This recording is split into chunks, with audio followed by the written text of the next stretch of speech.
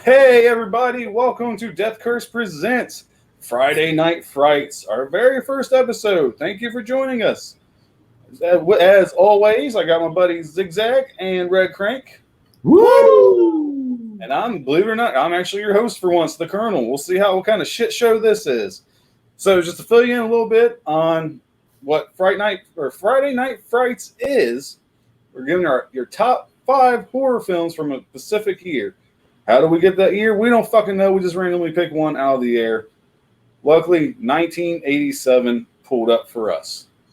So that's what we're discussing. Feel free to share the stream, comment, interact. We want to know your favorite films from 1987. I'm sorry, I keep looking off to the side here. And it's going to be fucking awesome. Let's have some fun, just talk horror. So, Ziggy.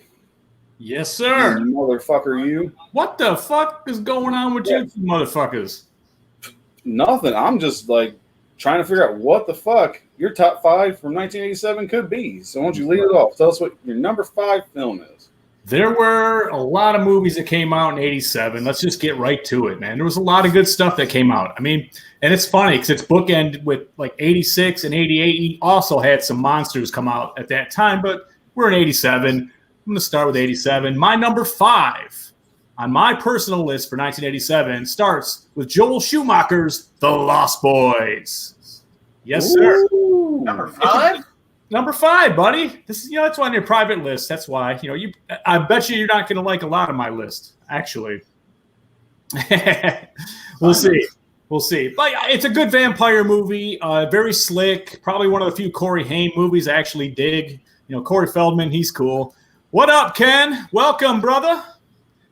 And The Lost Boys is what I started with. It's good gore. Kiefer Sutherland as a vampire. I mean, they look really scary. They did a great job on this whole film. It's a great story. The hunting of the vampires, the turning into a vampire's angles and everything. Great film. Number 4. We're going to keep it with the vampire realm and go with Catherine Bigelow, who had a lot of big movies in the more recent future, but back in 87, she directed a little film called Near Dark. Yes, another vampire. Very cool, very slick. Makes you want to be a vampire. Probably more so than Interview with a Vampire did, even, in my opinion. It was just very cool. Just a pack of vampires roaming around teaching a rookie vampire how to feed, how to get it done, and then, of course, the struggle to stay vampire or go back to human. Great movie. Should see it. Number 3, we go to the master, John Carpenter and Prince of Darkness. It's just a scary fucking movie. It's from top to bottom. I mean, Satan concentrated evil in this old kind of spinning Slurpee bin down in the basement of this old-ass church, and then it gets out, and they're predicting the end of the world and hell on earth and everything. And just the scenes, everybody has the same dream where this figure comes out of the church and it's like a broadcast coming from the future. Always made my hair stand up. And to this day, I still love the movie. Alice Cooper in it. Prince of Darkness, baby. Great one. Number 2. Down to the nitty gritty here. Some of you are probably locking in on this already. Sam Raimi's Evil Dead 2. Is my number 2. It was a great sequel. I was a little disappointed that it wasn't as scary, as a little more funny, and they took that realm to it. But still, I mean, Evil Dead 2, it holds up to this day. Bruce Campbell, some of the best physical comedy action you'll ever see him do is in this movie. It can't be missed. It cannot be missed. It's a must-have, must-own. Evil Dead 2, baby. Sam Raimi, get it. Yes. Now we do the honorable mentions, correct? Yes. Sure. See, there were several, and a lot of them didn't make the list. My first one that didn't make my main list, you'll be shocked to hear, is Nightmare on Elm Street 3, The Dream Warriors. I'm sorry. I mean, it's a good movie. And as far in the Nightmare on Elm Street realm, it's 1 and 3. That's all you need, in my opinion. But when you stand it up against some of these other movies, just doesn't hold up. Just doesn't hold up. I'm waiting for the hate comments to come in. I'm telling you, hey, now keep in mind, keep it in context. It's got to be Nightmare on Elm Street. That's where you go. Evil Dead 2, yes. Awesome. Thank you, Clint. Welcome. The second film that didn't make my list is another shocker to some of you. Creepshow 2. Creepshow 2. It is good, and the stories are pretty entertaining, but man, they don't touch the first set that came in the first Creepshow film. I'm sorry, they just don't. Thanks for the ride, lady. Not scary. Not scary at all. Not scary. Sorry. I know. I do like the movie. It's just not on my main list. Finally, a little gem. My third that almost made the list, but not quite. The little film by J. Michael Murrow called Street Trash.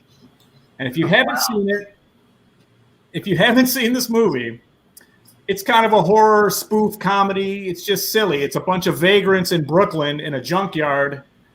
This local liquor store finds a 60-year-old case of it's Viper. It's some kind of little whiskey. But if you drink it, you melt. You completely dissolve and melt. And the practical effects are hilarious. And there's a whole game of keep away with a guy's cock. You can't miss it. It's wonderful. Street Trash. Give it a try. And finally, the number one film on my list should be no surprise to anybody. Clive Barker's Hellraiser. What an original film. Disturbing, bloody, scary. I mean, you have just cheating bitches and cheap with a corpse, sex and skin getting ripped and Cinnabites and Rubik's Cubes that can fucking kill you. You can't go wrong with this shit, man. Hellraiser, the number one 1987 movie on this guy's list. That's what I got. Rubik's Cubes that can kill you. All right, I like that. That's a good one. Granted, well, by the end, before we get through the end of this, everybody gives our list. I'm going to circle back around. I got a few questions for you, Zach.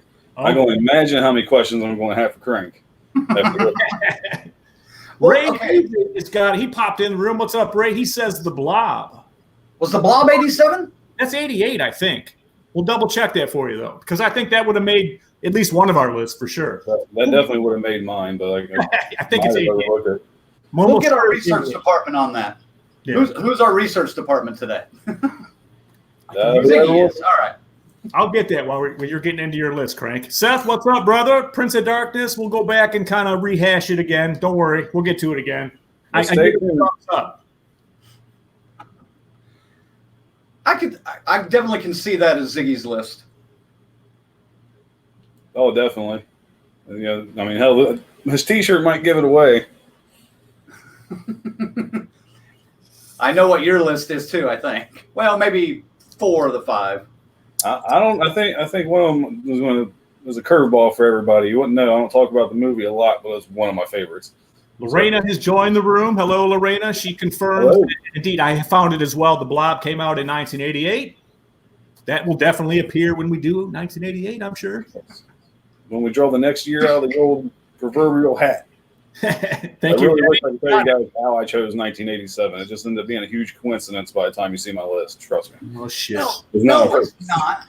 No, it's not. Shut up, Frank. The shirt you're wearing gives away the reason why you picked 1987, son of a bitch. I don't know what you're talking about.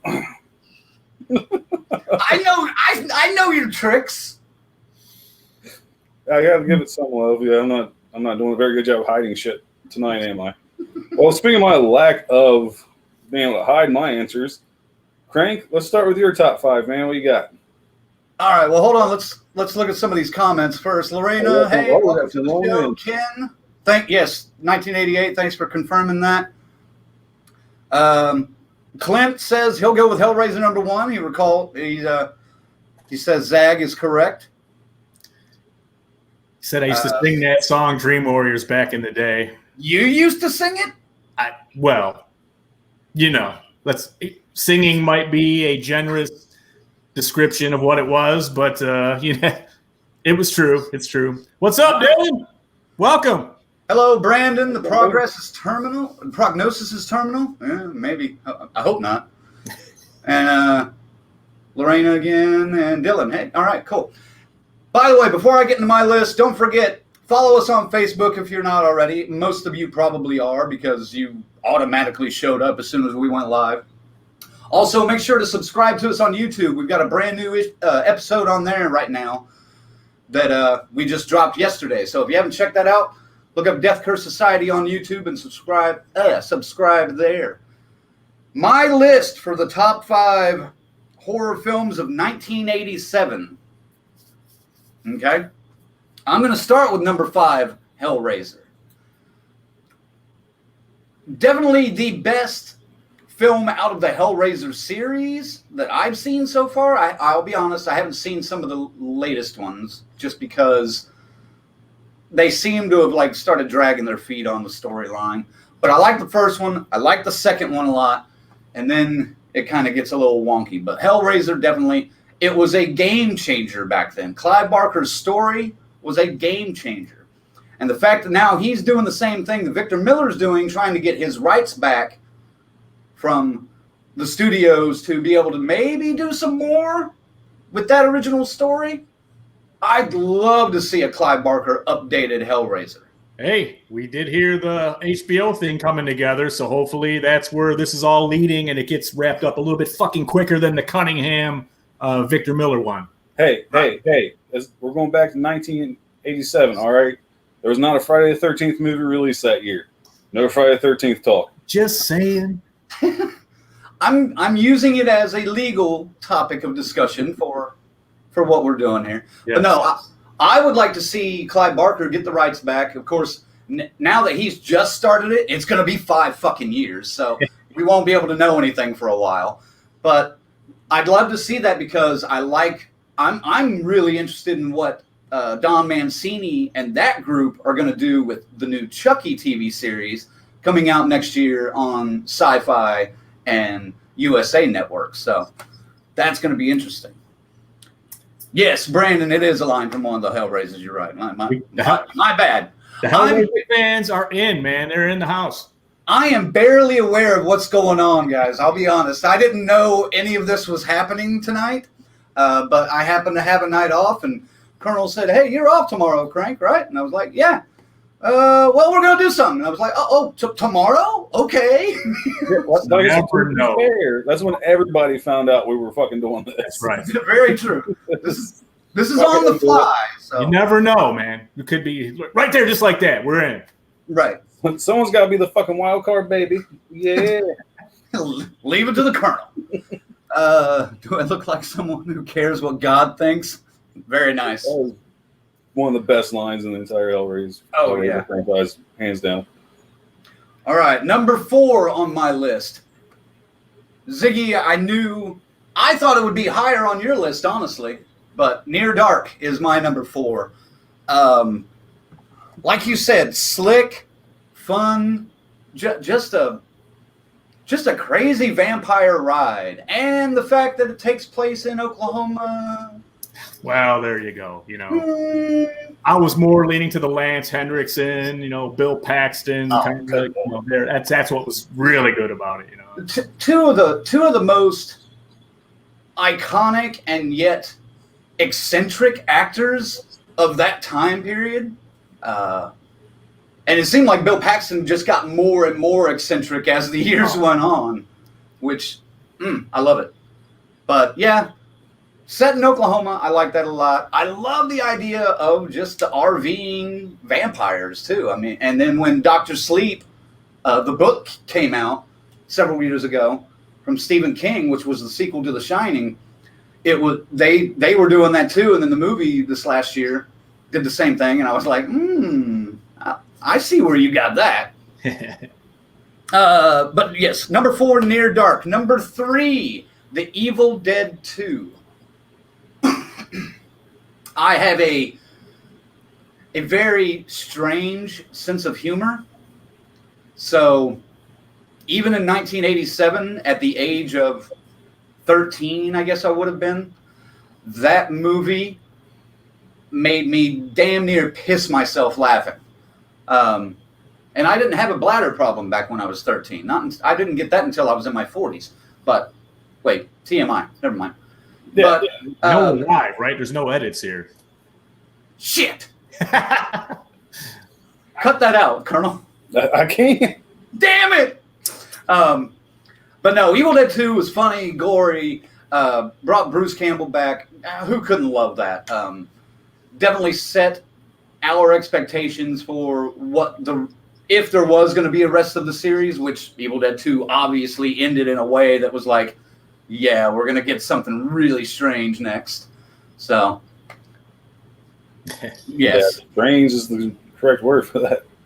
Right. But yes, Evil Dead 2, my number 3. I have to keep opening my phone again to look at my list. Number 2, Nightmare on Elm Street 3. I only have the original poster back here right now. The Dream Warriors. Yes, like Ziggy said, Nightmares 1 and 3, definitely the top of the charts on most people's list of the Nightmare films. Honestly, I like 1 and then New Nightmare, in my opinion, because I thought New Nightmare was just very inventive and could have rejuvenated the series had they kept kind of playing with that storyline. Granted, they didn't, and since then, pretty much all we've had is a reboot and then maybe another reboot down the road or whatever. So, I don't know. But yes, Nightmare on Elm Street, Dream Warriors, too fun. Again, another Oklahoma tie, Heather Langenkamp from Oklahoma. So, yeah. Yay, Oklahoma! And then we go to honorable mentions. Is that right? Yes, sir. All right. Well, while you're taking a drink, I just want to say, Tiny Swigert, thank you for joining us. And Ray Nugent, I was 7. I still laughed my ass off, especially at the hand scene. Yes, the hand scene is fucking timeless and classic. You can't go wrong with the hand scene. And to play off the hand scene deal, I love the moment in Ash vs. Evil Dead when he gets the new metal hand and he puts it on. He goes, "Hey, look, brand new spanking hand." He says brand spanking new hand. Or he goes, or brand new spanking hand. Thought that was great. All right, first honorable mention, House 2, the second story. Not the best sequel, no, I admit. But it was still kind of a fun film. Granted, I haven't seen House or House 2 in years. I need to go back and watch them again. But I just remember watching those a lot when I was younger. So House 2 would be my first honorable mention. Go ahead. They're a little bit screwed up in House. That's why I saw that too. House 2 is very close, to checking those top 3. But I mean, you got to have a good plot. I guess that was the one thing on my list here. You had to have some little bit more coherency. Yeah. I had them, when you could still record movies on your own VHS tapes. I had House and House 2 on one tape, and I think I had something else in that mix, but I wore out all my horror VHS tapes back in the day. What's a VHS tape? Yeah, I'm sorry. For those that are under 35, a VHS tape was the prehistoric way to record films instead of on Blu-ray or DVD or digitally. So, Dylan, I agree with you, sir. The monsters were all pretty scary in House, especially the first film. That the wife monster and Big Ben, of course, looked fucking amazing. Mary, welcome. Eric, welcome. Yes. I was getting ready to cover some of them too. House 2 was pretty cheesy goodness. That's why I think I remember it so much from my youth. There were very creative monsters. Dylan is correct. And Ray, yes, of course we all liked the first House a lot better than 2. God, yes. There aren't many sequels that I like better than the original. Evil Dead 2 might be one out of the horror films. I like Evil Dead 2 better than Evil Dead. The closet monster, yes. Oh, and Mary, the chin is the shit. We will agree with you and stand next to you with that one. Absolutely. My next honorable mention is the Monster Squad. Now, granted, I was probably a little older than most kids when this came out, that it didn't catch. I'll say this: it didn't capture me as deeply as it did some people, The Colonel. But I still have a little bit of a soft spot for it. So, Monster Squad, and you can't get past the line, "The Wolfman's Got Nards." That has become an iconic moment in horror comedy. What was that line again? Wolfman's Got Nards. There you go. You said the Wolfman's Got. I was like, oh, well, excuse the out of me. As far as Monster Squad goes for me, it didn't make my list or even my honorable mentions. I liked the movie, but at that time, I think when it came out, I wanted to be scared. I wanted to be disturbed, and that one just it wasn't for that. Although, albeit it had a couple of moments that were kind of like, whoa, but nothing what I was looking for. I was already watching beheadings and, shit. Yeah. Okay, boomers. Yes. Okay, that's enough shitting on the Monster Squad. All right? I'm not shitting on it, man. I'm not shitting on it. Ziggy was too stoned to appreciate it back then. Stop it now.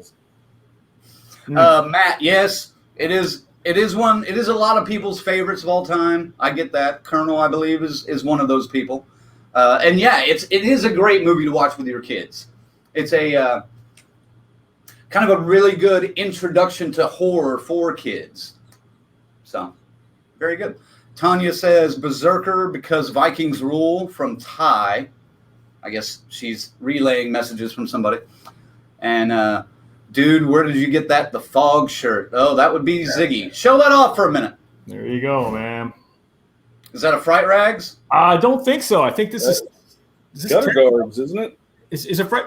Shit, I can't. I think it's Gutter Garbs. I think it's Gutter Garbs because they went on an incredible streak of awesome shirts all at once, and this was fucking one of them, man. And yeah, I always wanted a good fog shirt that was that had all of the shit that you love on it. I mean, come on. That is a good one. Did you get that at a con? No. Or did you order it? Yeah. Okay. It's like they all of a sudden, this company, I mean, every once in a while they would put out a shirt, like once, maybe 2 good ones a year. They're killing it right now, Gutter Garbs, Tear Threads, and of course, Fright Rags. We love y'all, man. Yeah. Seth, we will try to.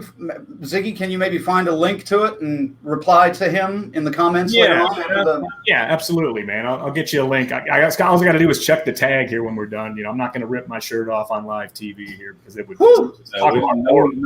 No one wants to see that. No. I saw you reach for that. I was like, oh shit, here we go. No. It's not going to be that kind of show, folks. Not going to be that kind of show. It's Dead Alive, yes, Dead Alive came out in 1992. Right now we're talking about our favorite movies from the year 1987. Now, as Lorena just said, she beat me to it. Bad Taste, Peter Jackson's really first intro came out in 87. It did. Unfortunately, we give it no love on this list. Sorry.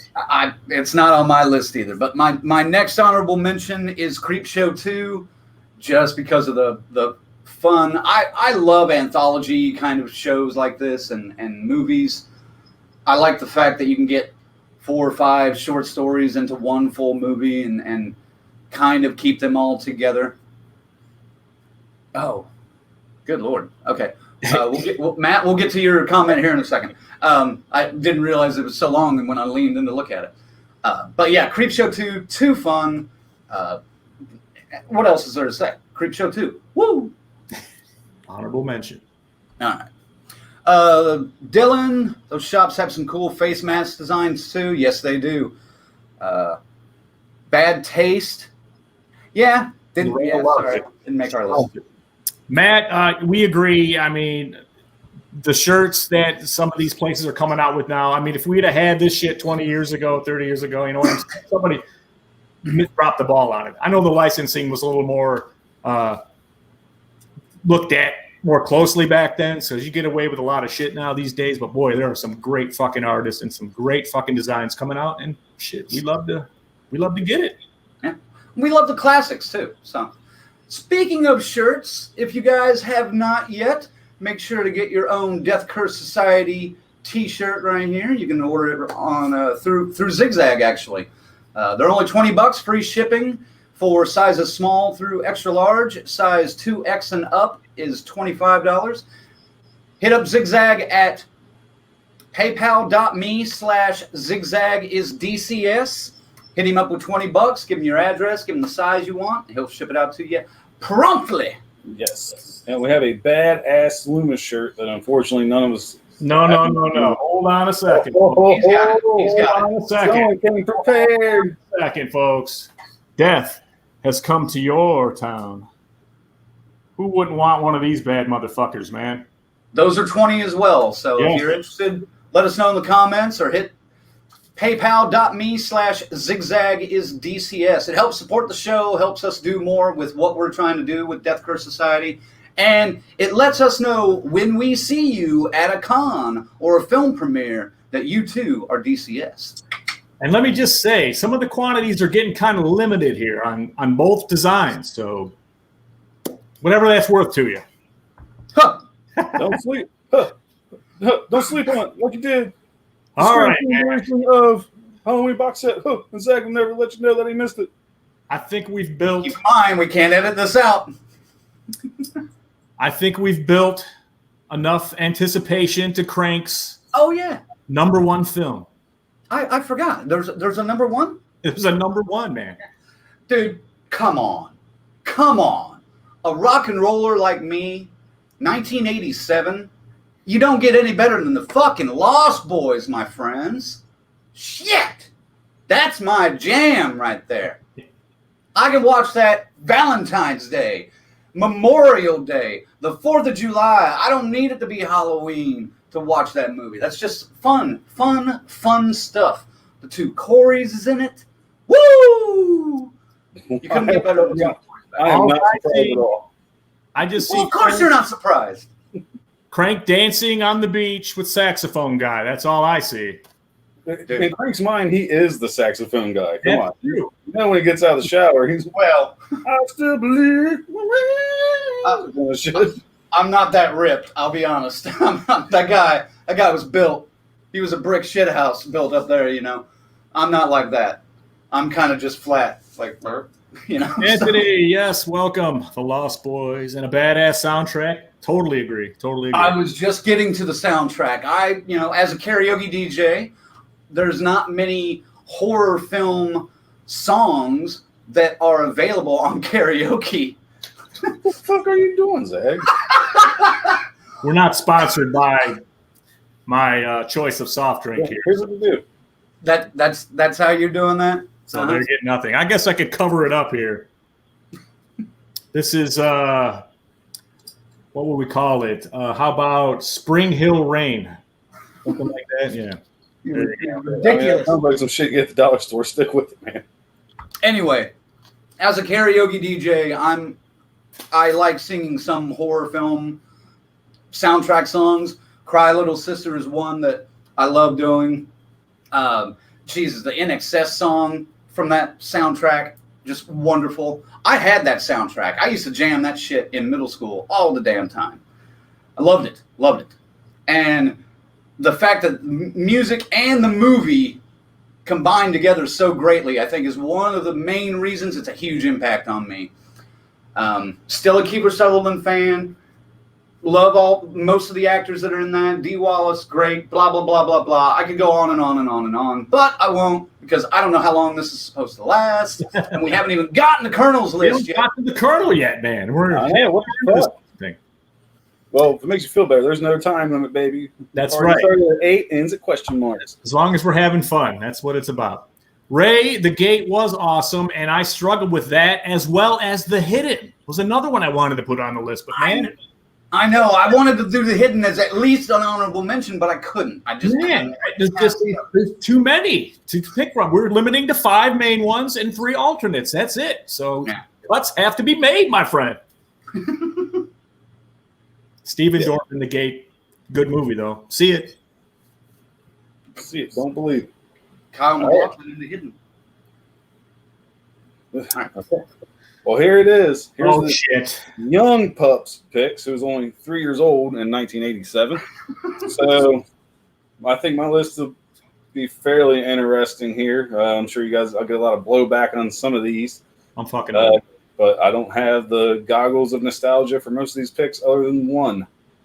So we'll start off with number 5, Creepshow 2. Like Crank, I enjoy a great anthology film. Granted, there's only 3 stories instead of 5. It doesn't quite have the same magic as the first Creepshow. But come on, Old Chief Woodenhead, great story. This hair's going to get me paid and laid. Yes. Like, again, that's something else I see Crank doing every day in the mirror when he gets out of the shower. And then The Raft. I mean, The Raft is such a great fucking story because those people were so fucking stupid. And the fact the guy's last resort was to fucking go to rape before he died. What the fuck? Now, granted, thanks for... Hold on a second. What? Anthony Clark said your list is already done. He's going 5-1 Monster Squad. So, number 5, Monster Squad. Number 4, Monster Squad. Number 3, Monster Squad. No, I have more taste than that, damn it. Come on, give me some fucking credit here. Oh, shit. Well, hey, before you finish your list, should we ask the viewers to start listing off their top 5? So why not? Because the next one's going to blow your fucking minds. Get it together, you guys. We see you over there. Give us your top 5s as well, and we'll chat with you about those here in a minute. Sorry, Colonel. No, that's okay. Just fucking interrupt me all you want. That's cool. My organizational brain is kicking in, so. Was chasing me up the stairs as a kid as well as basket case. Oh, my God. God. Dylan, that's fucking hilarious, man. Yes. I did like the throwback to the little Easter egg of Chief Woodenhead in the Creepshow TV series in the House of the Head. I was like, Right. yeah! Get all fucking hyped. I didn't realize all the Cujo and Pet Sematary references and Gray Matter till later. Well, Stacy, Predator can be considered a horror movie to some. It certainly is by us. But again, we all made our own list, and I don't think Predator made it. We'll see. Colonel's on his. We got 4 to go and some honorable mentions. Maybe he's got it. Let's pay attention and see. Maybe, maybe not. If I was a betting man, I'd say probably not, because I always looked at the Predator as a sci-fi movie, not a horror movie. But like we said on the show before, sci-fi and horror do tend to blend in together. Well, it's all about the viewer's perspective. There we go. That's the proper word. All right. So here's a curveball for everybody. I am shocked it is on nobody's list and only mine. Number 4, Angel Heart.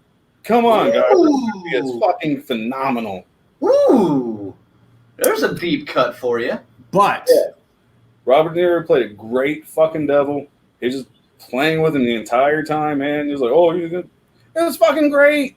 Like, it was awesome. To me, it was always a thriller, and it has there's some elements at the end there with some of the, the elevator when there's things coming out, the bodies and stuff but man, it's something always stopped me from calling this a straight up horror film. You know what I mean? And I looked at this fucking list today just going, damn, Angel Heart is a great fucking movie, but like Predator, is it a horror movie? Yeah. But you know what shocks me the most of all this? That was not on Crank's list. I expected this to be like Crank's top 2 or 3. I really don't consider Angel Heart that much of a horror movie. I mean, it rides the line, but I tried to stick for this list. Again, like I said, I didn't really have a whole lot of time to prepare, but so I tried to stick with strictly downright horror movies. Okay, we'll circle around to that on. You're not wrong. Movie. You're not wrong. No, I'm not saying I'm wrong. Like, it's all perspective. There's one on your guys' list. I'm like, that's a horror movie, but we'll get to it. So let's check out these comments real quick before I get any further. Miranda, you're welcome. Angel Heart is amazing. Bryce Warren, thank you for joining us. Yes, and thank you, sir, for showing that movie to me all so many years ago, because I never heard of it until about 15 years ago. I was like, oh, this is the best movie ever. So shout out to Bryce Warren for that, for opening my eyes to that great film. Okay, number 3. I'm honestly a little surprised I have it so low on my list. Hellraiser. Groundbreaking film, beautiful special effects. Did always kind of bother me, all the British actors mixed in with the American actors because the American money wanted American actors in it. Blah, blah, blah, blah, blah. I mean, but still, it didn't take it away from being a great movie, inventing, in my opinion, the first 4 films. Yes, they got worse as they went, but the first 4 films are pretty good, especially when you consider to anything that came after until Judgment Day. Judgment Day was okay, but still, I watched Bloodline over fucking Judgment Day any fucking day of the week on that one. Man, I'm shocked at myself just looking at number 3 next to Hellraiser. Okay. I really got it. What the hell's the matter with you? I don't know. Well, you can't switch it now. You already built the. No, it's in stone now. Let's fucking set. So, number 2, Evil Dead 2. Fuck yes. My opinion, the best Evil Dead movie in the franchise. Well, number 1 is a better horror movie. Evil Dead 2 is a better movie all around. It sums up the 80s. I mean, if you really think about it. Just it's all about more in the 80s. More fucking blood. Granted, that'd be different colors for the ratings and all that. I get it. The slapstick comedy, Bruce Campbell fucking flipping himself over and doing this and that. It's a fantastic fucking horror comedy, man. You can't go wrong. It's fucking hilarious. You know what? If they had just not retold the first movie in the first 12 minutes of Evil Dead 2, it would probably be my number 1 on my list. But that's a recap, man. What? That's a recap. It was recapping on what happened in the first one. You gotta have an open mind. That's a long fucking recap. They didn't recap it the whole way. It was different. They retold it. They redid it. And that's why it knocked me down a couple of points. They should have just picked it up with him flying into the fucking tree, getting possessed, and started it with him. That would have been great. Perfect. But I want to touch on something you mentioned. You mentioned the slapstick aspect of Bruce Campbell. I grew up as a kid watching Three Stooges, Abbott and Costello, and Laurel and Hardy, things like that. And when I discovered Abbott and Costello meet Frankenstein, I was like, this is like my 2 worlds combined. This is, if I was going to do something like this is exactly what I wanted to do. And then when Evil Dead 2 came out, I was like, this is about as close as you can get to Abbott and Costello or the Three Stooges meet the Wolfman or something like that in the 80s with what he did with that. And that's one of the reasons why I really appreciated that role and that movie, even more so than the original. So, hate me if you want, but Abbott and Costello rule! It was probably more Stooges than Abbott and Costello and Evil Dead. With he's more of a Stooges guy, absolutely. But yeah. I like that old vaudevillian slapstick kind of comedy. So, well, there's nothing funnier than Mo slapping the shit out of Curly or Larry, dude. Every time it works, it's fucking hilarious. Hey, Mo. Oh, we're getting some lists over here too. Yep. Oh yeah. All right. So Seth Miller says number 5, Hellraiser. 4, Lost Boys.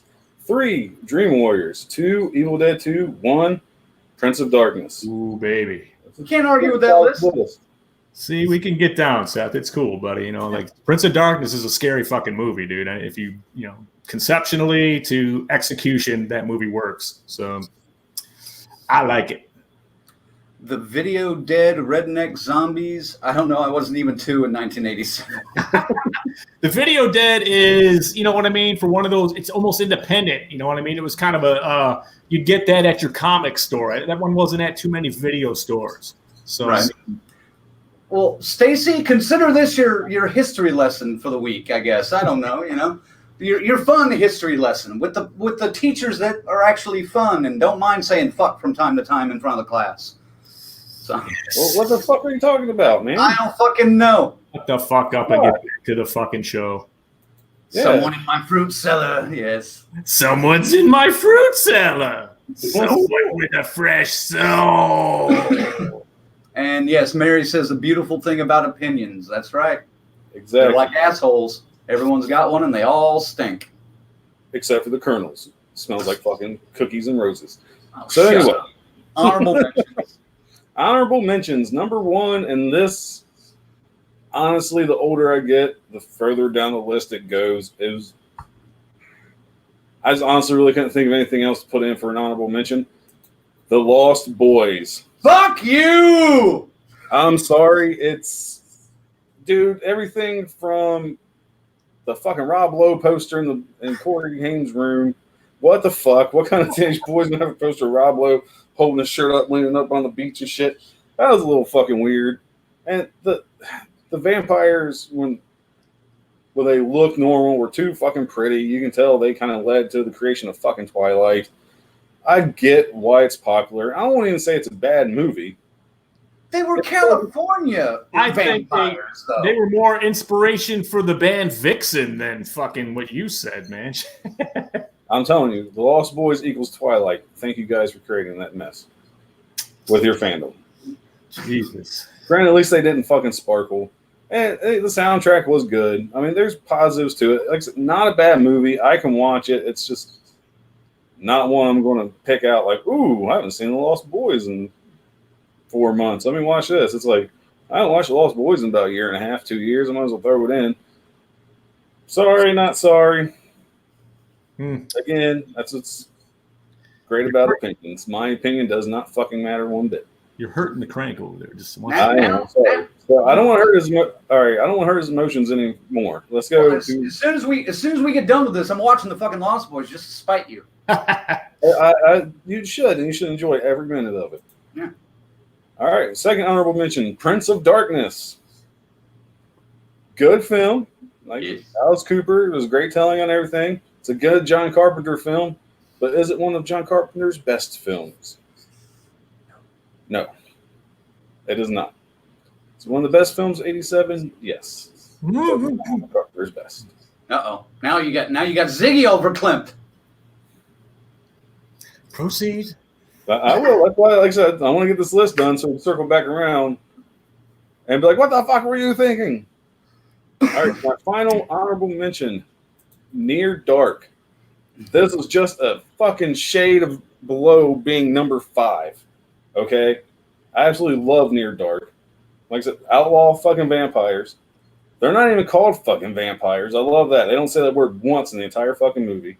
You got the Aliens cast pretty much. She was fucking James Cameron said, "Hey, I need actors." He's like, "Take my people. They'll fucking do it." You know? I mean, it's a great fucking movie, and Bill Paxton is fucking phenomenal. The one downfall to it is it's kind of a boring love story. Like, only a teenager can fall head over heels for some crazy chick getting himself sucked up in some kind of fucking mess, man. He was thinking with the wrong head that night. But It's like you haven't been there before. Oh, we've all been there. I never fucking got caught up in a fucking RV with a bunch of vampires and went around the state of fucking Oklahoma. Well, there was that one time in '89, but we don't need to go there right now, man. Ooh, yeah. Yeah, we don't want to do that. But my final thought on Near Dark, hey, it's a way better vampire movie than The Lost Boys. What? I quit. You can quit all you want. To me, they were what a vampire, in my opinion, would be. They didn't hide it. They just went around, fed, and fucking kept on moving. All right. But calm crank down before I get to my number 1, because fuck, it's not a fucking surprise. Let's check out the comments. Crank gave this away fucking as soon as we went live on the air. No, I did not. You've given it away for like the last 2 years since we've been doing shows. Anybody want to guess in the comments what his number 1 is? Come on now. Yeah, what's the number? Yeah, what's Colonel's favorite movie from 1987? Wait, wrong answers only. Wrong answers only. Yeah. Go ahead, Colonel. The Shawshank Redemption.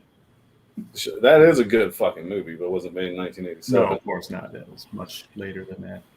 All right. I'm waiting. Who's that girl? I'm just going to go on. All right. All right, here's the shocker. The Colonel's number 1 movie of 1987 is, yes, The Monster Squad. Well, no way. Way scarier movies that came out in 1987. The Christmas of 1988, I was joking about the VHS tapes. I got a VHS tape with a bunch of movies on it. One of them happened to be The Monster Squad. And from there, I've been hooked on horror. From that such a young age, anything to do with monsters, blood, guts, and fucking gore, I've been there.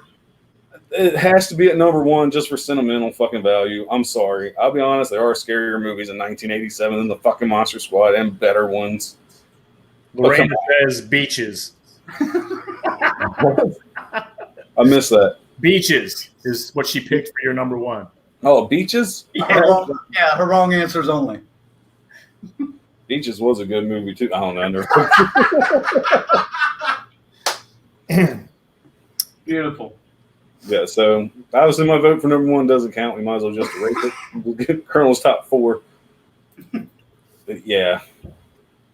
That's funny stuff.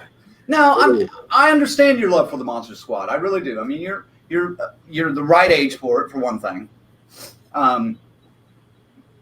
I was just on the top cusp of being the right age for it, and it just didn't capture me the same way.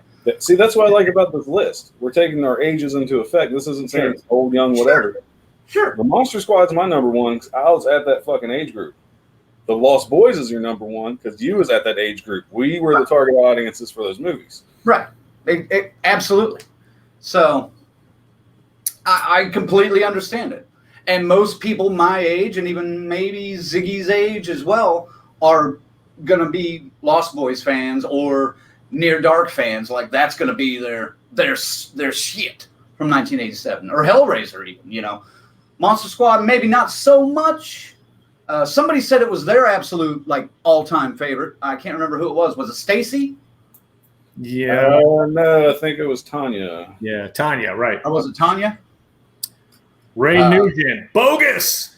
Bogus. For number Well, one. I'm just curious, if you don't mind us asking. Yeah, Tanya, the Monster Squad, hands down one of the best movies ever, in my opinion. You know, what age group are you in? Are you in the mid-40s or the mid-30s or somewhere else completely? You know, just to confirm our theory about what we're talking about here. If you're still watching. If you're still watching. It's a lot of assumptions. That's not a bad list. We had one. I know you already ran through it. Was it Seth that gave us the list? Yeah. Seth says Hellraiser 5, number 4 Lost Boys, number 3 Dream Warriors, number 2 Evil Dead 2, and number 1 Prince of Darkness. There you go. That's a good list too. See, I can't. If anybody else out there wants to make their list, yeah, sure. I'm not. Yeah, let's hear them because there's no such thing. Like I said, wrong answers only. Well, there's no wrong answer for this. That's why I love about these lists and these debates. There's no wrong answer. It's just really not. Yeah. Tanya says late 30s. So, yeah, in that area, I guess, yeah. You're kind of straddling the line between Lost Boys and the Monster Squad. I can get that. I just wanted more violence and scary, you know. I appreciated there was a monster movie, but, you know, it was more like the Goonies than a horror movie. All right, hold on. Time out. One, fuck the Goonies. There's only two types of kids my age. You got your Goonies kids and you got your Monster Squad kids. Oh, shit. Which one fucking were you? Well, right, Goonies can suck my white ass. Monster Squad number 1. Goonies fucking blows. I watch the Goonies now and I still fucking hate it. Are we picking between the Goonies and the Monster Squad right now? Yeah, that's how far we have gotten. And blood and gore. What, man, there was no blood and gore in the original fucking Universal Monster movies, man. It was a perfect tie-in to the Universal Monsters. Well, I'm not talking about back in the 30s. Well, it's not as eggs like, well, there wasn't enough blood and gore as monsters. I get that.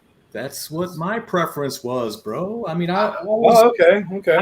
I'm now 4 years into going to a local theater every Saturday, seeing a double feature, man. Like, and I saw all, dude. Anything blood and gore, all the Italian shit, all the Fulci, all the Argento, all of it, dude, came to the theaters. I saw Texas Chainsaw 2 uncut on the big screen, bro. So by the time 87 rolled around, I was primed for some shit. And then you got the Monster Squad. And I got the Monster Squad, and it's a good movie, but not for the Zag. That's all. I mean, well, I'll be honest. For this list, no. Well, I'll be honest with you. If I hadn't seen that movie and I just watched it fucking 2 weeks ago, obviously I wouldn't feel the same because it's a kid's movie. But I also desensitized to the shit now. Nothing fucking bugs me. It's kind of sad. All right. Oh, we got a list from Lorena.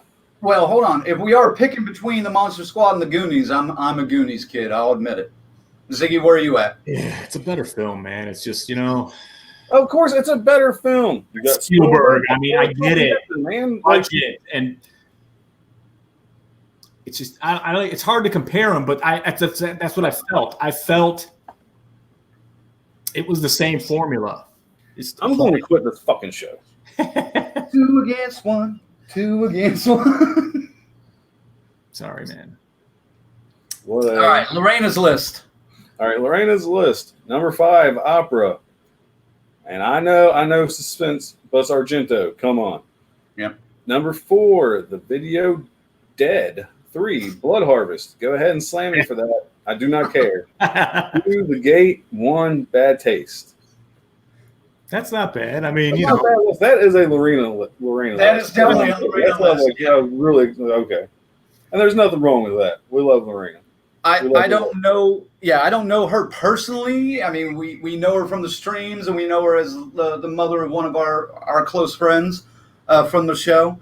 But that's a very eclectic list right there. I like it. Word. Ray Nugent says, I'm 40. I was obsessed with horror since I was 5 years old. I was 7 in '87. I always thought I'd grow up to be a psychopath. Well, I mean, we don't know you. Maybe you did, and you just haven't been diagnosed. I don't know. But I was 16 in '87, so, it was... You old bastard. I know. Eric says, blood, guts, gore, and more. Damn Skippy. Stacy, Goonies kid. Suckle dick, Colonel. Maybe I'm number 3 to 1. All right, but fuck that. I'm a trailer stream in the Monster Squad group. Okay, and I'm not even part of a Monster Squad group on Facebook. I'm gonna fucking purposely join one right now. Share the stream, but I need backup. You better hurry. I don't know how much longer we're doing this. But here's the best thing. Okay, this is nothing about a debate. One of my prized possessions in my autograph collection is my autographs from Sean and Rudy, okay, on a fucking vampire steak. Nice. It is fucking sweet. It has the Monster Squad stamp on it. Like, whoop. No, that's cool as shit, man. That fucking thing. I can't even argue with that. Your love for the Monster Squad, in my opinion, equates to my love of Twin Peaks for different reasons.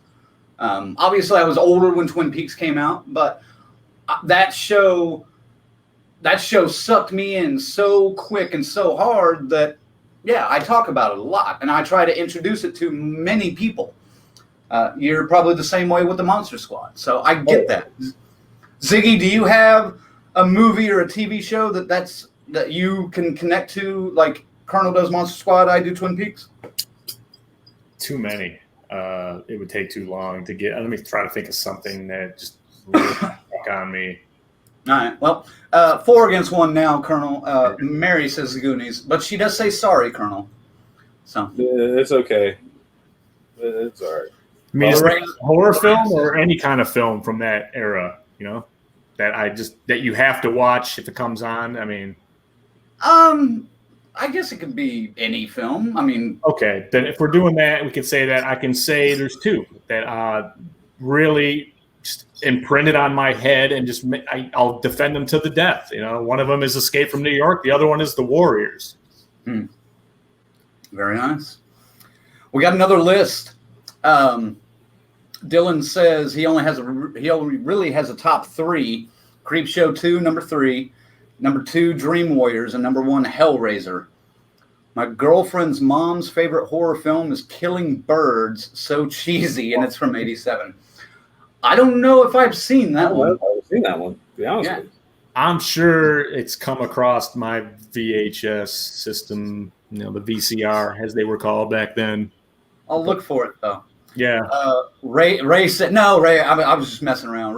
Ray says, well, I guess I am kind of a psychopath, maybe more of a sociopath. No, hey. Hey, welcome, man. You're fit right in here. Yeah, we all have our quirks, Everybody goes a little mad sometimes. Dylan says, I'm fairly young, though, so I haven't seen a lot of the 80s films. Though I love them, but I've got to say that The Howling 3 was pretty rough around the edges. Hey, is that the Dylan from Crypticon last year? I don't know. Dylan, were you at that you? Crypticon last year? Is that the guy with the Freddy cosplay? Yeah, dressed like Freddy and a few other things too. Yeah. I don't know. Maybe it is. Dylan, if that's you, let us know. Yeah, say what up, brother. Seth, Monster Squad. Hey, you finally got a second one on your side. Seth Miller, Monster Squad. I'm a huge fan of the classic Universal monster films. The Monster Squad was a beautiful love letter to those films. Yeah, Okay. now see, that I can agree with. Absolutely. That I can fucking agree with right That there. is a good point. That's a very good point. But the Goonies is still better. Damn. Oh wait! I'm about to go back and shit on something here. Oh, All right. Eric says, "Oh my God, love Escape from New York." James says, "Monster Squad is straight up '80s. That's what makes it awesome." Very good. Yeah. All right. So I guess you got 3 now. Lorena, ooh, the Warriors, and please read the book too. Oh, Ziggy, have you read the book? Not in many years. But Lorena also says to Ray, "Yes, you're in good company." Dylan, hey, what's up, brother? Thanks for tuning in. It's good to see you. No shit, man. Oh yeah. It's been almost exactly, it's been like a year and 2 days since Crypticon Kansas City when Zag and I were up there. We met Dylan. He did a couple of little shots for us in some of our promo videos we did. He had this killer Freddy cosplay that he was going along with doing, and he did the voice really great. So, Dylan, dude, thanks for stopping in. That's cool as shit that that's you. Well, hold on before we get to it any further. Dylan, hi, I'm the Colonel. Nice to meet you. Sorry I wasn't there in Kansas City. I had prior commitments for a Rob Zombie concert. Honestly, I kind of wish I took the trip to Kansas City instead. Kansas City was cool as shit, man. And regrets from the Colonel. I cannot wait to get back to a convention, but granted, we're going to wait for a little while. I know there's a convention going on. Is it this weekend? Yeah, it starts today. Hey, the convention shall go unnamed. That's all we're saying. There is one fairly close to me. No, that's the end of it. No. Yeah. They get no fucking plugs on this show. Yeah, this is not the time to be doing conventions right now, ladies and gentlemen. But as soon as it's safe and as soon as they have a good one set up, I'm expecting Horror Hound sometime next year. We'll be there. Dylan, hopefully you can come up to Indianapolis or Cincinnati and join us at Horror Hound, or maybe we'll make it back to Kansas City. Or maybe we'll make it back to Kansas City next year. We don't know yet. So, fuck the COVID. Absolutely, fuck the COVID. Speaking of fuck the COVID, not trying to change the subject, but I am honestly surprised I have not gotten shit on by you guys or the comments for not even having Dream Warriors on my list anywhere. No, that was my fucking edgy pick. I don't want to leave Dream Warriors off there. Fuck that movie, man. But I'm not a big Nightmare on Elm Street fan anyway. I like the first one. That's about it. Dream Warriors is watchable. Look. That's why I excuse it, because you're not a huge fan of Nightmare on Elm Street, and I get that, but he is, he's an iconic character. I'll say that much. I'm not going to shit. I'm not going to shit on it. I'm not even going to shit on the people who are Nightmare fans. I get the popularity to the character and the series. It's just not for me. Right. Well, and we've said it before. I owned it, man. I said it. It's one of the worst as a whole series put together. It's bad. That brings me up a great question here, because I know we said in the past I have one statement, one question. I'll do 2 hands. I'm sorry, this mirror shit is fucking me up on this camera. So me and Zach agree. See if you guys agree with us that Phantasm overall is a better horror franchise than Nightmare on Elm Street. Story-wise? All around. It's just story-wise. All around. Whew. Shit. That's a fucking easy one, man, to answer. I already absolutely said that.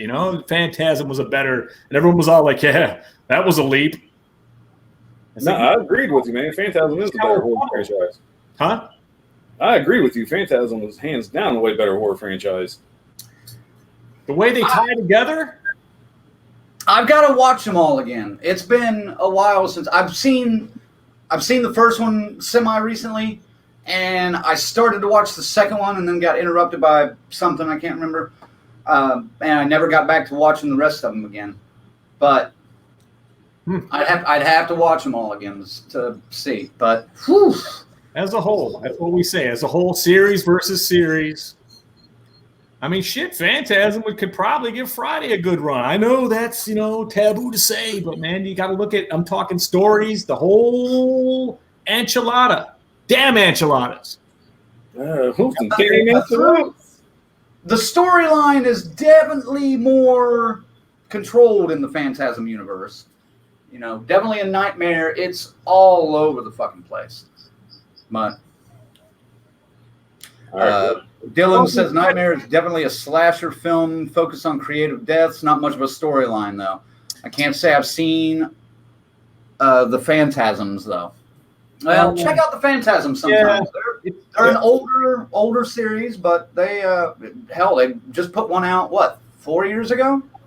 Ravager. Yeah, we'll pretend Ravager's like just a bonus CD, bonus disc. It's like extra content, bonus content. The story, and it kind of takes the onus off the main character Michael and puts it on Reggie. And a lot of people didn't like that, but still, even with that, it's okay. I was getting ready to ask.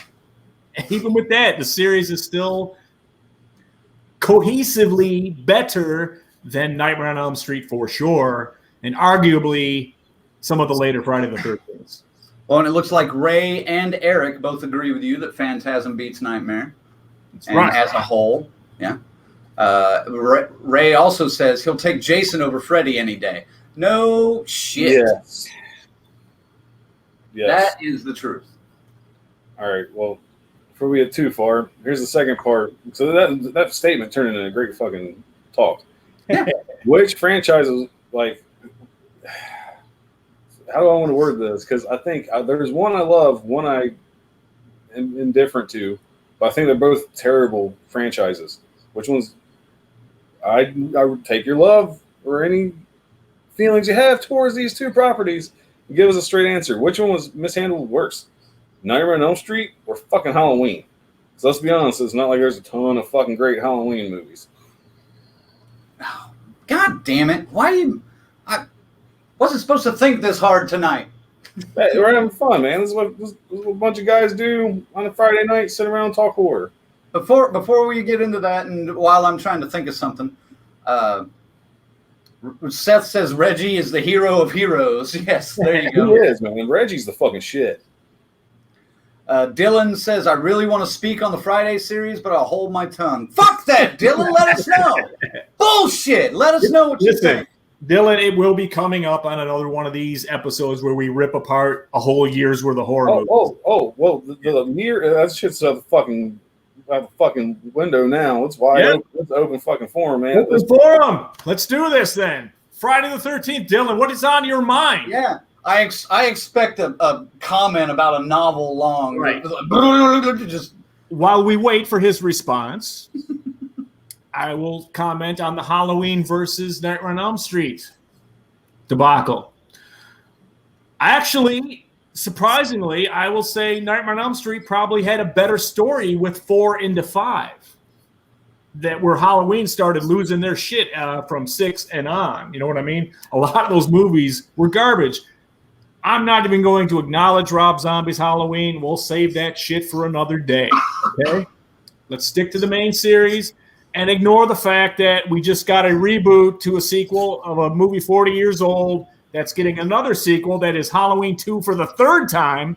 So you got to pay attention to this shit. But yeah, I think Nightmare on Elm Street probably, story-wise, kept it together a little bit better than Halloween did, boys. Yeah. Seth says he loves Phantasm and Elm Street equally. Fair enough. Eric says Halloween. Stacy says, "Oh my," with this emoji. I think that's what they're doing. Lorena says, "Colonel always got to open up a can of worms." Shit. I do. That's my job. That's what he does. Yeah. If you haven't seen Colonel's review of Relic, which is on our new episode, you absolutely should. If you really want to know what Colonel thinks about a movie, there's a good example. Go watch that in our latest YouTube episode. It's available at Death Curse Society on YouTube.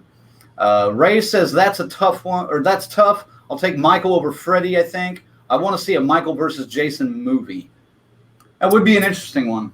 You know, at this point, I think we will eventually get a studio-made Jason versus Michael, but it'll probably be 30 years away and none of us will be alive or care. It'll be like one of the three of us will be.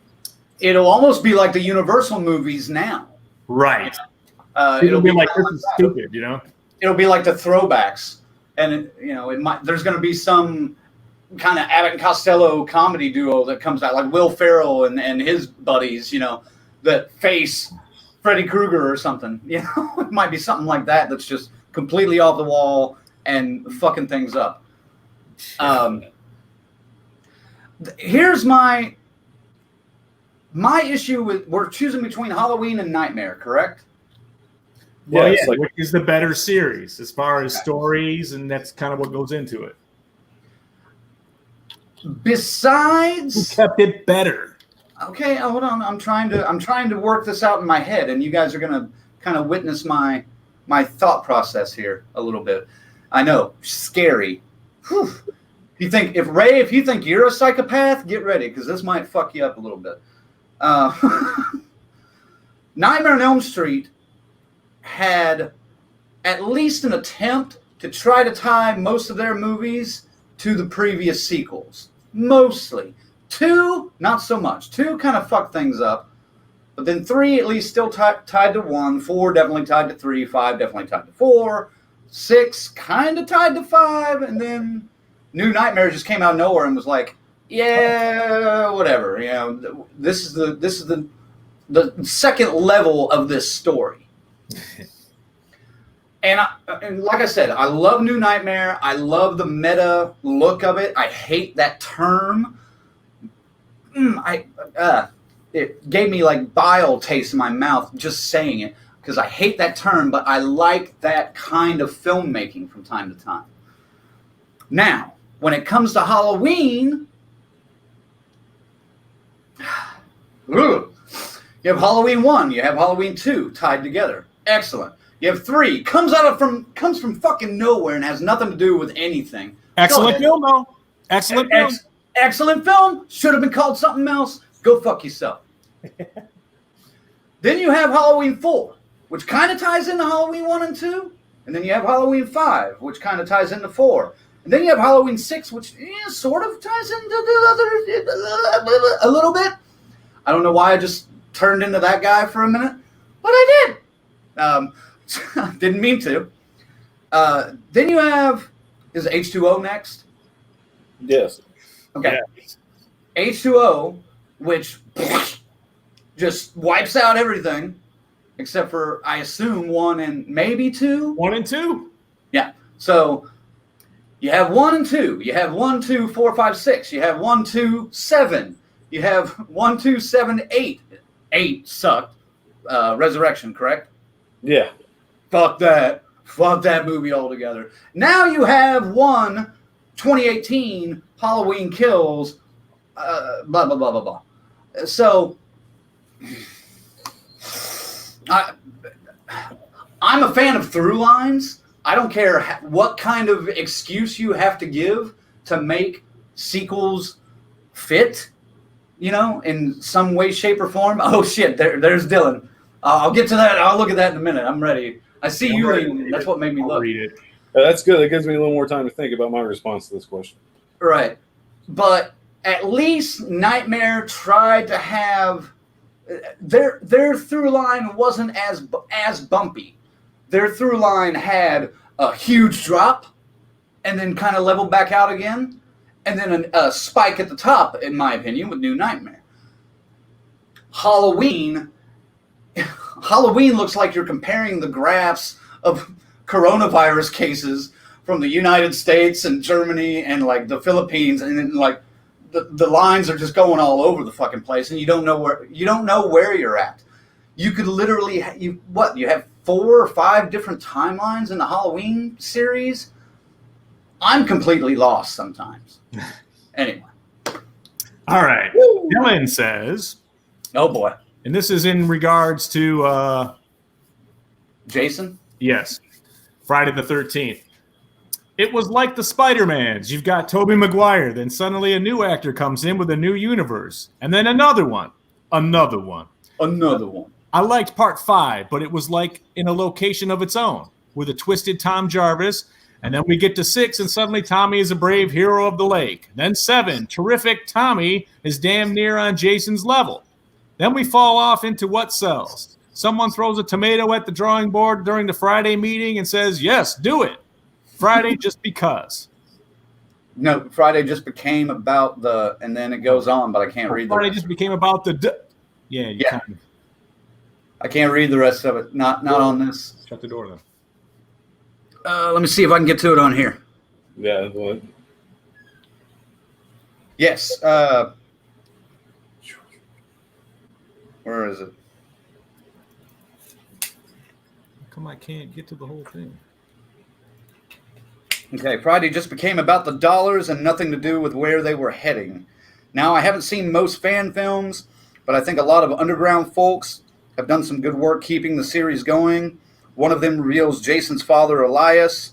I don't know why the big timers didn't dive further in depth with them. There you go.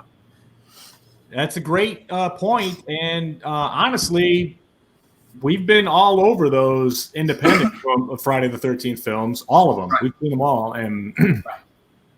Vengeance is the one that has Elias, correct? Yes. The most recent one. And it's the problem with that film is they made it feature length. It's just too long. It just goes too long. You know, I mean, they do have a great scene where they kind of reenact the entire beginning of the original Friday the 13th at the camp that through a different perspective. Right. From Elias being the killer, you know, and not Cam. So that was really cool, I thought. But overall, that movie, the acting is fucking horrible. Which is, we like Never Hike Alone was probably the best of those, I think. I think that's probably agree on that. Yeah, I guess. But, yeah, no, I completely agree, Dylan. We'll get to his other comment here in a minute. Stacy replied, I believe, to Dylan saying, yep, so true. Ray says, Halloween 3 confused the crap out of me when I saw it the first time. I was like, where's Michael? Yeah, back then, everybody was like, where's Michael? You know, because they had built it up to such a point that they wanted Michael. You know, they didn't care about anybody else. They didn't care about Jamie Lee Curtis anymore. They wanted Michael. And John Carpenter and Deborah Hill wanted anything but Michael. Right. Now, they gave us a great story, but... Again, good story. Fitting for these times now, you know, all about forcing people to wear masks. Huh? Eric says,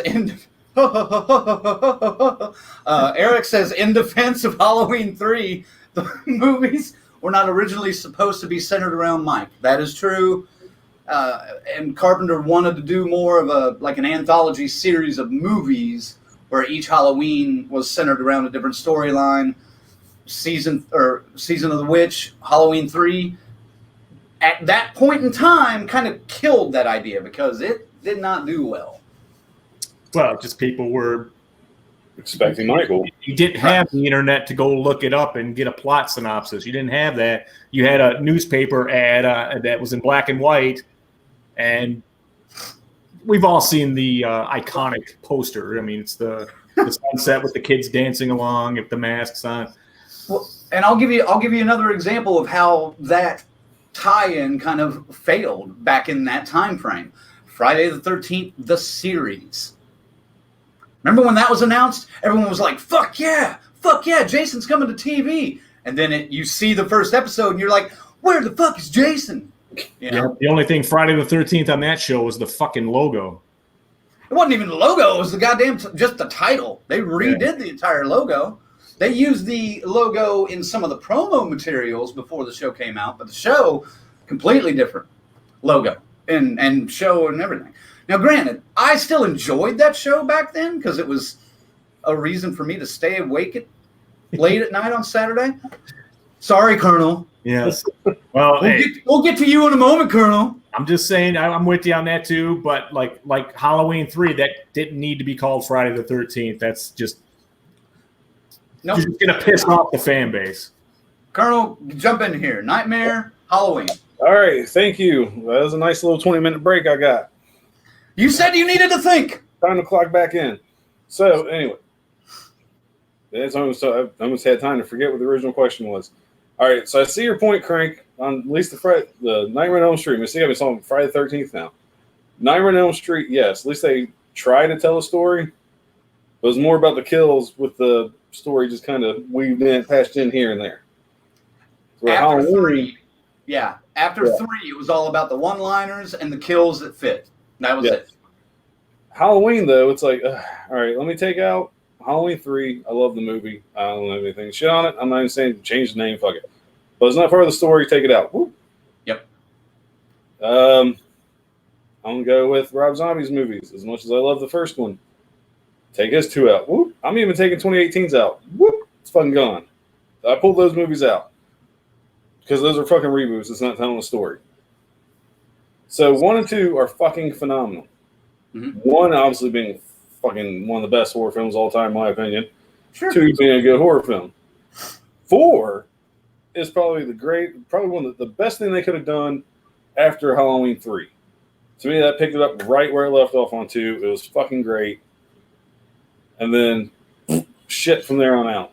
Well, and 4 was 10 years after the original, too. Yes. So they were capitalizing on, the anniversary, the outrage over Halloween 3 being such a shitstorm at that time, and the desire to have Michael Myers come back. So they were capitalizing on a lot of high, intense feelings, and it worked. It worked, and like I said, it's a good movie, too. Mm-hmm. On top of that, like I said, 5 was just awful. Jesus, even the mask. I was like, what the fuck were they thinking when they made that one? Yeah. That being said, even though Halloween fell apart and has been mishandled very badly through all these years, hindsight being 2020, I'm still going to pick the Halloween franchise as the better of the 2, just because Michael was able to sustain life as a character. Mm-hmm. So we saw what happened in 2018's reboot, Rob Zombie's reboots. They still perform well at the box office. Right. Little bitch, but we still got more. The Nightmare on Elm Street reboot fucking killed that franchise. It's just execution style, turn around Freddy, boom. Yeah. You're done. That's why I would say, even though I think Halloween is mishandled terribly compared to Nightmare on Elm Street, it's still the better of the franchise because at least it had a few good legs to stand on overall.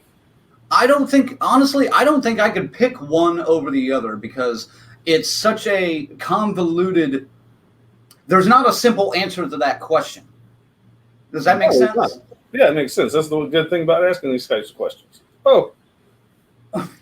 Well, I mean, if you were more specific about things, if if the question was, how did you feel, who did you like the character development styles of better in, do you like the character development better in Halloween versus Nightmare? In that respect, I would probably go with Halloween, personally, because they set Jamie Lee Curtis's character up very well, and then bring her, put an end to her temporarily when she's not available. And that's the thing. You remember that in part 4? They were trying desperately to get her involved with that movie. Sure. That's what I said. Absolutely not, and she just would not do it. So right. Well, not until the money was right. Another 10 years later. Right. And I think she really enjoyed the script for H2O at the time. So, but if you're talking about through a complete through storyline, I'd probably go with Nightmare. If you're talking about kills and gore, I'd probably go with Nightmare. If you're talking about the slasher character himself, I'd probably go with Halloween. There's not just those 4 aspects right there. I'm 2 and 2.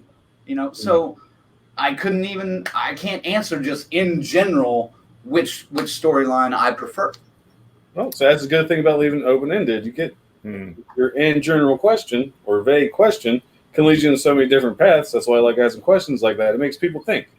You're going to think of what you care about most, right? That's your A line. Sure. The answers you get. We're also showing some of these people, our viewers right now, the way we think, which might be good in a way, might also be scary. I don't know. A little bit of both. A little bit of both. Our pedigrees cannot be questioned, though. I'm sorry. Let's see. Hey, I just looked down. I see Jeff McClelland is watching. What's up, Yonsu? How are you, sir? Hope you're enjoying the show. Make sure to comment if you are. Local guy from here. He just popped up on. I see it anyway. I don't know if you see it. No, I'm looking at the.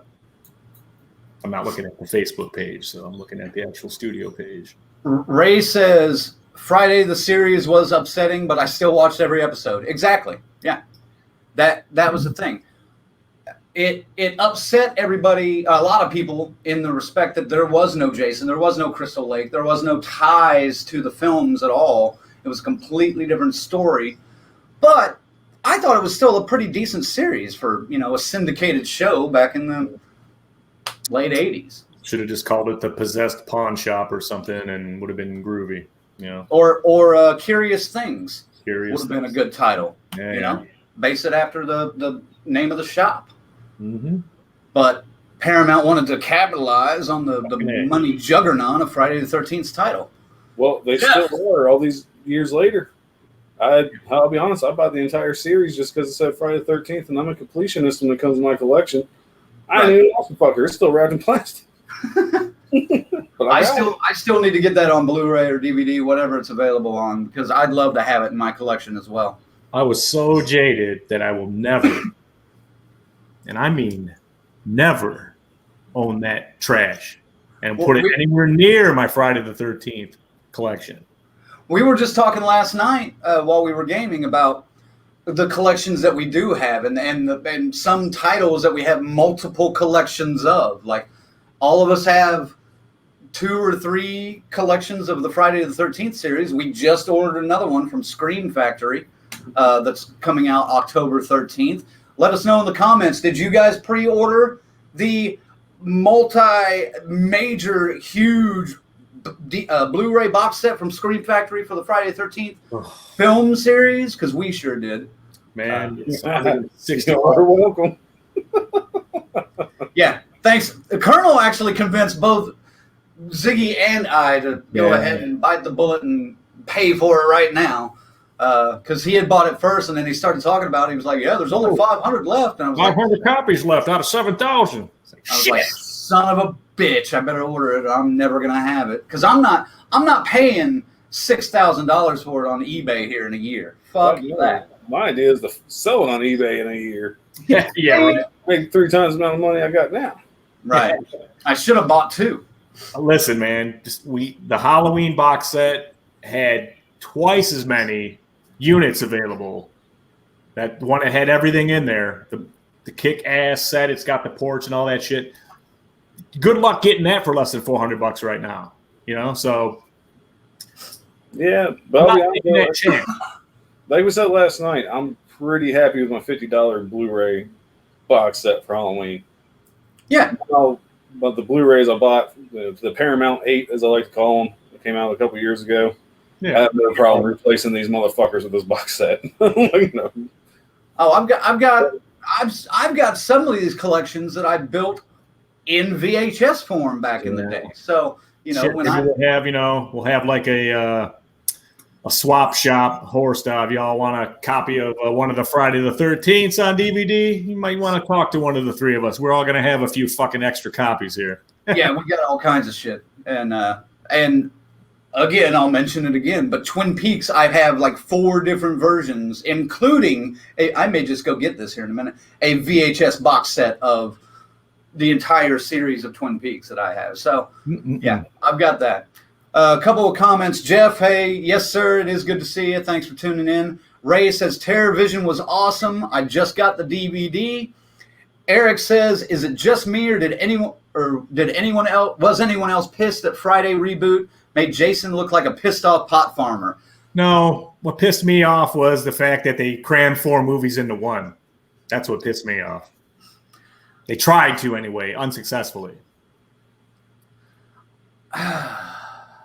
I didn't mind the Friday reboot as much as a lot of people did. I would have been interested to see where they would have gone with that in the sequel, to be honest with you. So that's just me. Now, I completely disagree that one douchebag, I can't remember his fucking name because I hate the character so much. Let's just call him Chad. Yeah, the Chad of the Friday the 13th reboot. I do not agree that the reason that character is in there is to tie the Crystal Lake or Friday the 13th universe to the Transformers universe. Bullshit. And if Michael Bay ever... you know the story, don't you, Ziggy? You're looking at me confused. I'm just disgusted. Okay, yeah, I'm disgusted too. For the Italians out there. I'm disgusted too because I read that article years ago when they first started talking about this, and I feared for the sake of my sanity that they were trying to lean towards like a Jason versus Transformers kind of thing because the crossovers were so much. And that would have completely pissed me off because those two universes do not belong together at all.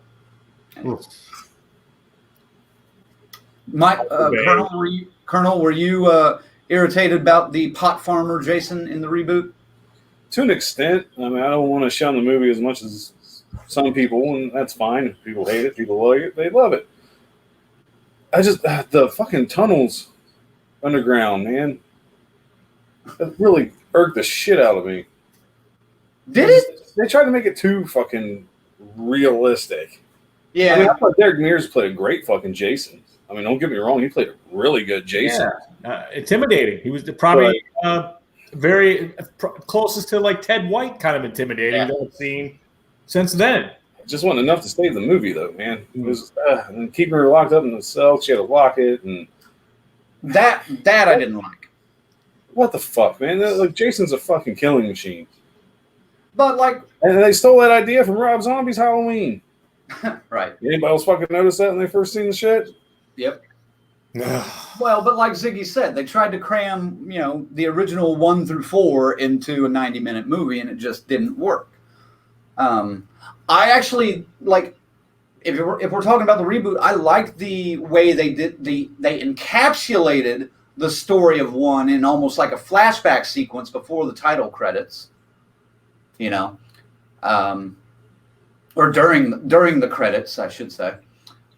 So I didn't mind that because if they would have done a reboot of Friday the 13th telling a majority of Pamela's story, that would have dragged on and on and on, in my opinion, at least back then. The fact that they were able to wrap Pamela's story almost up in 5 minutes was incredible. Yeah, that was fine. That was fine. But just, after that, it just kept borrowing a little bit from each movie, I mean. I'm going to let you guys talk for a minute because here's a trivia question for those that are watching. It's not necessarily a horror movie, but hey, bartender, Joe Boone needs a refill. Name that movie. Let me see if you guys get it by the time I get back. For God's sake. Ferris Bueller's Day Off. I said, let's not and say we did. So anyway. It's a killing machine, yeah. It is a killing machine. That's killing machine. It's what made Jason, in my opinion, so much better than all the other slashers. Force of fucking nature, man. What year should we do next on the breakdown list? That is a good question. I was thinking about Major League. There it is. Correct. Boy Wonder. I mean Girl Wonder. It's a Batman reference, sorry. Yes. Also, that's probably like the best baseball movie ever made. Major League. What? It's a safe bet. No. Bad News Bears. No. You ever say some Bull Durham shit, Don't aren't you? say Bull Durham. No. League of not in League of Their Own. What was that movie? Come. It knocked the fucking lights out. What was that movie Natural. That's my number 2, The Natural. You Field of Dreams? Are you talking? Ding, ding, ding, ding, ding. Yes. called? Man, okay, Dude, I'll give you that. Dude, okay, because that, call me a pussy or whatever you want, all you want. I don't give a fuck. I will cry watching that movie every fucking time when his dad, you realize it's his dad is the catcher, and Kevin Costner's character walks up and is like, "Dad, you want to have a catch?" I will fucking bawl like a goddamn baby every fucking time. If you build it, Crank will cry. Such a beautiful fucking moment. I don't give a fuck what you think. Whatever, pussy. Anyway, so Didn't you quit? shit, can't I get did rid too, of- though. Shit, I'm like a fucking rash. I may disappear, but I come back. Well, Crank, Ooh, we're trying Megan to figure out. Taylor. Megan Taylor out of the blue got the trivia You question. got it. We're trying to figure out what next year should we tackle on the next time we get on and do this. Well, do we go older or do we go newer? You It can almost pick- seems like it seems like a lot of our viewers are probably more Colonel's age than our age. So yeah, so Well, hey, the horror fans are going to watch horror movies from any fucking decade, man. that's true, but do Well, we that's what- cover? If you guys have any suggestions, let us know. Yeah. Or what the hell? Did you have a plane go by there? Nah, fucking rednecks. All right, anyway. Give us some suggestions in the comments about what years we might cover for this kind of a live video again, or do we want to do years, or do we want to just open it up to other topics? I think we could start do a list like we do and then go open forum again. That's fun. It's working good. You know what? I'm going to say it, and we've talked about it privately before, but I'm going to mention this. Well, let's look at the comments first. Lorena says, Jackie Earl Haley and Bad News Bears. That's right. Ray says, yeah, that movie hits home with me because my dad died when I was 3. I'm sorry to hear that, Ray. Yeah, but yeah. That moment hits me every time. And I'll say a little more personal stuff real quick. My dad didn't necessarily play ball with me, and I think I wanted that when I was a kid. I actually had to build your own baseball field. I did build my own baseball field. I really did. Before Field of Dreams, we had like 3 acres that I grew up on. Did they come? No, but I jerked off a lot. But that was later on too. Shush. Talking baseball here. I don't know what the fuck. Jeez, Good God. Crank's But, I love their tight pants and that little belt. Anyway, no, I had to build a way to play baseball myself in a way.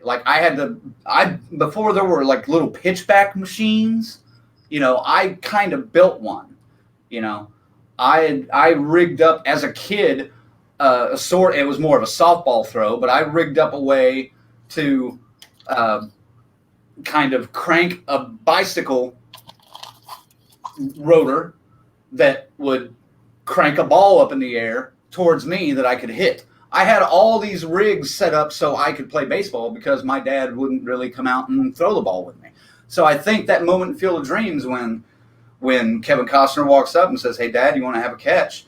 It's like, I tried to do that when I was a kid and it just didn't happen. That's not necessarily a bad thing. My father, I don't blame him or anything. I kind of wanted that back then. And that's why it hits me. So I definitely get your feeling on that, Ray. And Colonel, Crank, I'm bringing my mitt to Indianapolis, man. We're gonna have us a catch. Gonna play catch? All right, Have a catch, man. Go fuck yourself.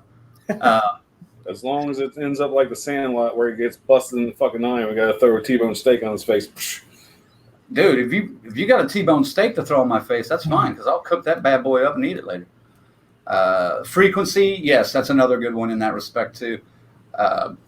Come back like a bad case of herpes, Colonel. Exactly. I must have missed something on that. I don't know what's going on there. You said I'm fired, and I said I just keep coming back. Oh, okay. So I'm sorry, I quit the show. I didn't get fired this time. I quit. No. Because I'm doing free will. Seth says 1983, movies from 1983. Could we do that next time? I think we could do that for Friday night. Frights next Friday night. Fuck, why not? Are we doing that? Dude, I might have to start working again on Fridays. Well, that's subject to change. Yeah, we may move it to, Might be Monday night nightmares or some shit. I don't know. We can change it. Yeah, Monday Nightmares. There you go. Monday we have. But right now we're doing Fridays, at least for this week and next week. Yes. All right, so we're doing next week? Next Friday, yes. Same time, 8 Eastern. All right. And that time is also subject to change based on personal lives. We all do have personal lives outside of that. 83, that could be good though. Well, we're gonna talk about it. We'll see what we can take a look at here, and yeah, we'll look at 83 and see what else we can kind of come up with idea wise. But I think this could be a fun way to talk about a lot of different topics. Sure. Not just favorite movies from certain years or whatever, but I mean, this is a good way to start. By the way, guys, this was all Colonel's idea as far as I know. So yeah. Kudos to the Colonel. Thank you. Like I have good ideas from time to time. he's a sick fuck, but we still love him. My only complaint is I wish I would have had a little more notice, like I said, and No. This is the kind of forum where shooting from the hip is absolutely going to be the best. Sure, but dude, you're all right. I'll tell you what. Next week, I'll give you the topic 25 hours in advance. okay. 25 and a half. I'll give you an extra hour and a half. All right. Gee, thanks a lot there, Dick. Yeah, Ray, the Wraith, when he's like, what was he? He's like, what was his name? It was Jamie was his real name, but what was his brother's name? Oh, and the Wraith? Yeah. I can't think of it right now. I just saw that comment too. Ray says the part in the Wraith when he finds out it was his brother the whole time. That's emotional too. Yeah. He goes, Jamie. Let's not end on such an emotional note. Right. Let more dick jokes, more fart jokes, something. I don't know. Well, like I said, I thought these were for 87. Some pretty decent lists came out of it. Yeah. They vary a bit, I don't know. I mean, based on, I guess I'd have to look at your two lists again and compare them. But it sounded like Hellraiser would probably top, if it was a master list, if we did it like that Metal Show used to do it. And kind of, let me pull them up. That or Evil Dead. All right. Near Dark, I know that was on all three of our lists. Right. Evil Dead 2 and Hellraiser. Those three were on each of our top fives. So I'd say those would probably be the top three of 1987 as a group. Yeah. With Evil Dead probably taking the number one spot, just based on a quick look. That's kind of what I was thinking was Evil Dead 2, then Hellraiser. Yeah, Evil Dead 2, Hellraiser, and then Near Dark. Near Dark. That's what the math said. I could live with that, man. Yeah, that's not bad. I'm good with that. That's not bad. Still super shocked. We love a challenge, my brother. We love a challenge. Yes. 83, probably a rough year for horror, but hopefully we can dig in there and find 8 of them. Maybe 7 at least. 5 and then 1 or 2 or 2 or 3 honorable mentions. Yeah, I might just cut the honorable mentions down a little bit on that one. It might be 1.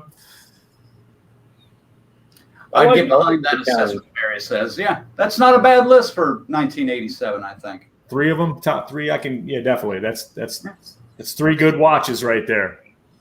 Jake, that's it, Ray. Jake. That's it. Jamie. Yes. Yeah. That was hard. That was heavy. And then Charlie Sheen did a line of coke off that chick's ass in the back trailer. So. Oh, he did a lot more than that to her ass. if I had to guess. Probably off the pancreas or something. And Nice that's job, why Colonel. he now has the AIDS. Nice job, Colonel. Thank you. I like to kick them when they're down. We're fucking just No, I- cracking. This is I like saw the you- Hindenburg I saw going you down mute all of for a a sudden. Oh, I don't think anybody wants to hear my fucking sneeze. No. Kind of rude. Viewers, what'd you think of this format for this kind of a show? Let us know in the comments. Let us know afterwards. Make sure to share it with your friends. Are watch parties still a thing? I guess some I don't people can know. start a watch party at some point. Just Is go in that and go, look at these assholes, man, and just turn it on and walk away. Epic winning. Hey, thanks. Charlie's fucking winning. He's still I- fucking winning. You fucking wanker. Hope that's right. Colonel, are we wrapping up then? I think we should. We got a good assignment by Seth for 1983. Let's put that in there. I like a challenge. Yeah. On that? Let's do that because 87 was pretty fucking easy. Let's be honest. I started really looking at a list of films from 87. There's ones I didn't even put on that you guys did, like House 2. I mean, it's like that's easy. You could probably easily do 10, but I mean, fuck it. Yeah. 83. We'll stick to our format, 5 and 2 or 3 extras just that we like that didn't quite make it. Sounds good. Keep in mind, we did 5 and then a couple honorable mentions, and we're still sitting at an hour and 40 minutes right now. So if we did 10, woo! That'd be a lot. we could have been out of here. Yeah. And side topic shit. Yeah, sure, but that's the purpose of doing shit live. Exactly. Why do you think I fucking thought about it? We have no restrictions. We have no fucking bubble. We get a like fucking big bang. We start and we just go. Anything. How many shows can start talking about Hellraiser and end close to Field of Dreams? Not many.